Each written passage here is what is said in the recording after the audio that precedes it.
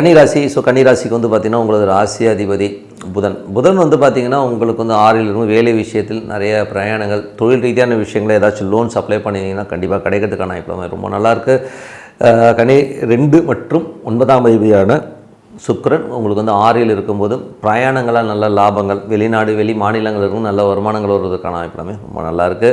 3 8ஆம் அதிபதியான செவ்வாய் ஆறில் இருக்கும்போது கொஞ்சம் கவனமாக இருக்கணும். பழைய பக்கத்து வீட்டுக்காரனும் கொஞ்சம் சண்டை சச்சரவு வரதுக்கான வாய்ப்பு இருக்கணும். கொஞ்சம் கவனமாக இருந்துக்கணும்.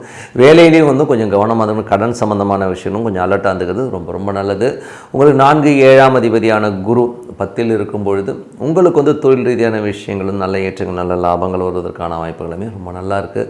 அதுவும் பார்த்திங்கன்னா உங்களுக்கு அடுத்த கட்டத்திற்கு மூவாகிறதுக்கான வாய்ப்புகளும் ரொம்ப நல்லா இருக்குங்க. ஸோ எல்லாமே ரொம்ப சிறப்பு தான். ஏன்னா தொழில் ரீதியான விஷயங்கள் கொஞ்சம் ஸ்லோவாக போனாலும் இப்போ போடுற எஃபோர்ட் மார்ச் 15ஆம் தேதிக்கு மேலே ஒரு பெரிய வெற்றியை கண்டிப்பாக கொடுத்துரும்.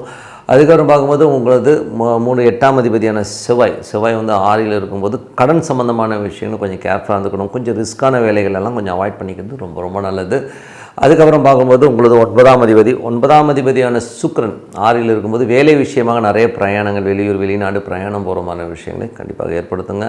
11ஆம் அதிபதியான சந்திரன் பார்த்திங்கன்னா கொஞ்சம் இந்த திங்கள் செவ்வாய் மட்டும் கொஞ்சம் உஷாராக இருந்துக்கணும். சில நேரங்களில் ஒரு ஸ்ட்ரெஸ்ஸையோ டென்ஷன்ஸையோ ஏற்படுத்துறதுக்கான வாய்ப்புகளும் கொஞ்சம் கவனமாக இருந்துக்கணும்.